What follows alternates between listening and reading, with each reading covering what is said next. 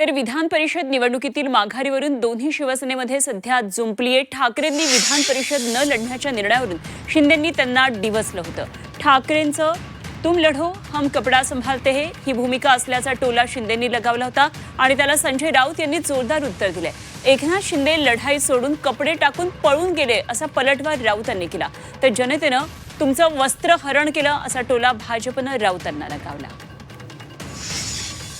आता लढाईची वेळ येते तेव्हा कोणाला तरी पुढं करतात.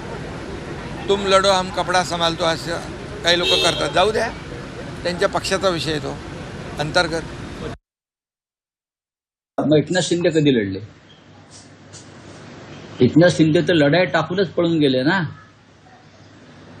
कपडे सोडूनच गेले सगळे हे लोक. ते आणि त्यांचे 40 लोक रणांगणात आम्ही लढत असताना आम्ही पाहिलं ते कपडे आणि सगळे चड्डा बन्यान कोणाच्या पडल्या आहेत.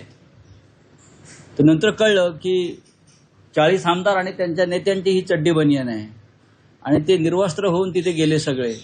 आणि मग त्या लोकांनी त्यांना नवीन कपडे शिवले आणि शपथा घ्यायला लावल्या. बेळगावचे लोक वाट बघतात, लढा तिकडे जाऊन लढा गौतम अडाणी बरोबर करताय. अहिमत लढाई कोणाशी करायची ठरवा. योद्धा असेल तो पळत नाही कधी. हा पळपुटेपणा असेल तर तुम्ही युद्धाच्या गोष्टी करू नका. राजकारणामध्ये आमदारकी, खासदारकी, नगरसेवक हे युद्ध नाहीये. हे लोकशाहीतले काही व्यवस्था आहे.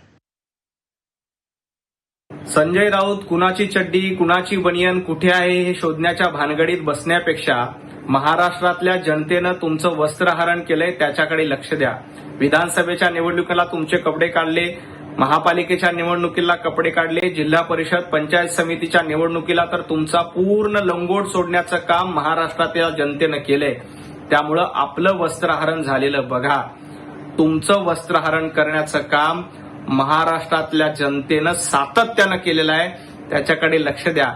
आणि जेव्हा एखाद्याचा राजकीय बळी द्यायचा वेळ आली तेव्हा उद्धवजी ठाकरे यांनी अंबादासजी दानवे यांना पुढे केलं.